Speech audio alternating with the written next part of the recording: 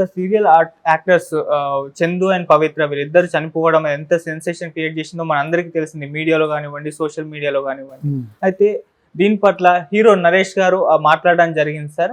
అంటే పవిత్ర గారు చనిపోయిన తర్వాత చందు ఎటువంటి ప్రాబ్లమ్స్ అయితే ఫేస్ చేస్తారు, ఎటువంటి సిచ్యువేషన్ లో ఉన్నారో అటువంటి నేను కూడా ఫేస్ చేస్తున్నాను.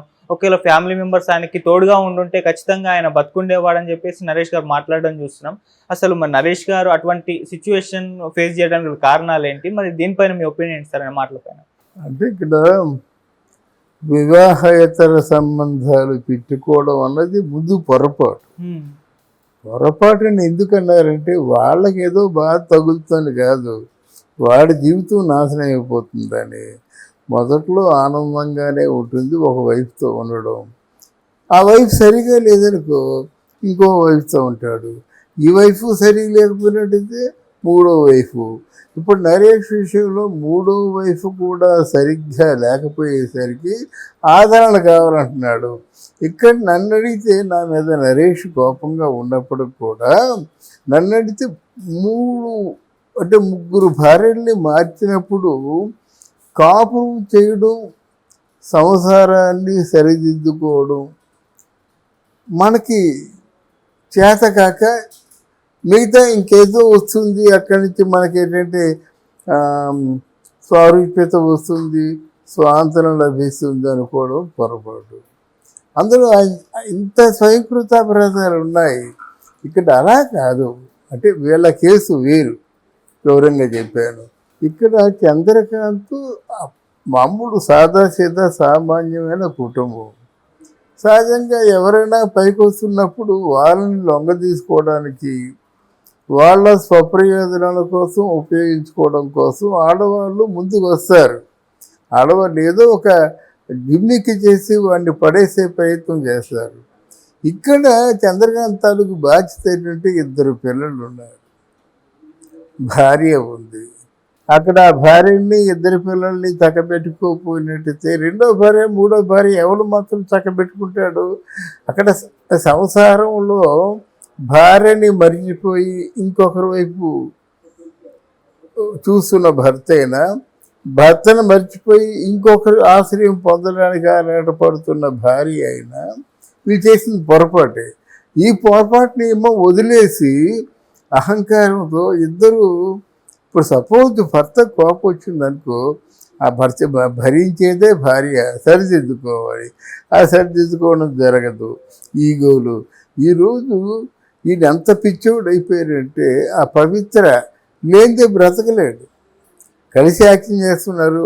ఆ బయటకు వచ్చి బయట ప్రపంచంలో ఇట్లాంటి డిఫరెంట్ సెక్స్తో పనిచేస్తుంటే, అంటే మహిళలతో పనిచేస్తుంటే చాలా ప్రమాదం అది. వాళ్ళ అవసరానికి మనల్ని ఉపయోగించుకుంటారు.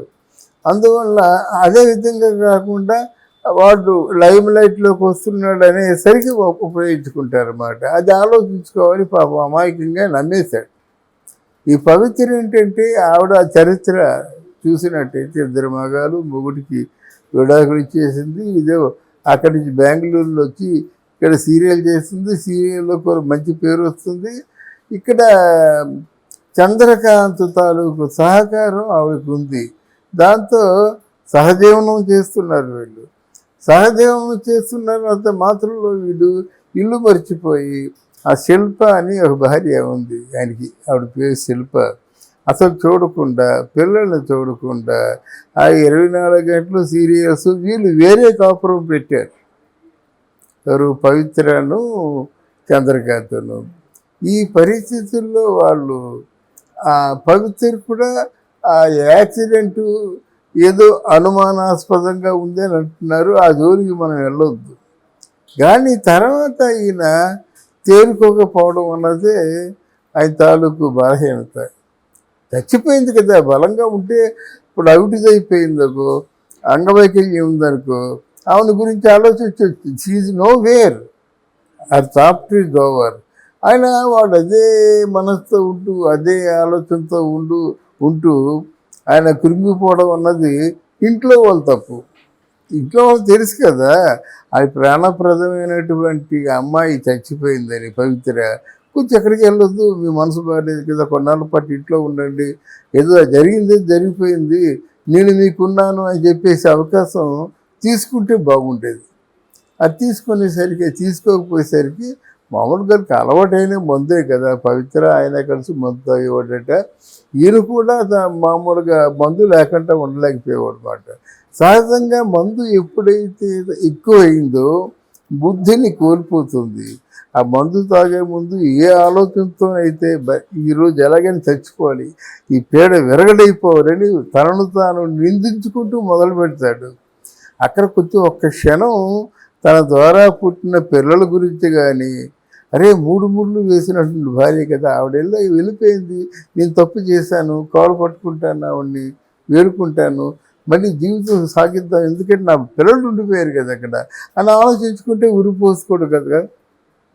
అందువల్ల ఇది డిఫరెంటు, నరేష్ డిఫరెంటు. అయితే నేను ఓవరాల్గా చెప్పింది ఏంటంటే, ఎవరైనా సరే ఇంట్లో సంసారం, ఇంట్లో పిల్లలు ఉంటుండగా వేరే ప్రయత్నాలు చేసినట్టు తప్పు 10 తప్పులు చేయిస్తుంది, దానికి మూల్యం చెల్లించుకోవాల్సిందే. అంటే తప్పు చేసిన దానికి మూల్యం ఆత్మహత్య కాదు, ఉరి తీసుకోవడం కాదు. తప్పు చేసిన దానికి మూల్యం ఏంటంటే పశ్చాత్తాపం, మళ్ళీ తన తప్పులను సరిదిద్దుకోవడం అన్నమాట. అవి లేకుండా దీంతో ఆయన కంపేర్ చేయడం అది కరెక్ట్ కాదు. నరేష్ కరెక్ట్ కాదు. నరేష్ లాంటి పరిస్థితుల్లో ఉన్న ఎవరూ కరెక్ట్ కాదు. తప్పుడు మీద తప్పుడు, అబద్ధాల మీద అబద్ధాలు అనేస్తే ఒక 4 అబద్ధాలతో మొదలైనవి 100 అబద్ధాలు అయిపోతాయి. అదే ఒక నిజంతో మొదలైతే 10 ఏళ్ళైనా ఆ నిజమే కొనసాగుతుంది అన్నమాట. ఆ డిఫరెన్స్ తెలుసుకోవాలి. అంటే సార్, ఒక డిప్రెషన్ తో చనిపోయారు కదా మన చందు, పవిత్ర గారు చనిపోయిన తర్వాత.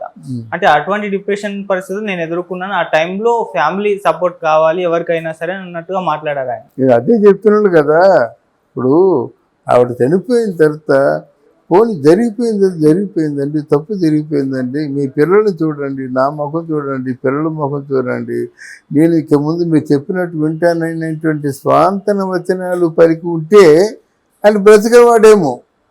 అయితే ఏంటి, ఈ స్వాంతన వచనాలు పలికిన దానికంటే ఆయన ఎక్కువ ఊహించుకున్నాడు.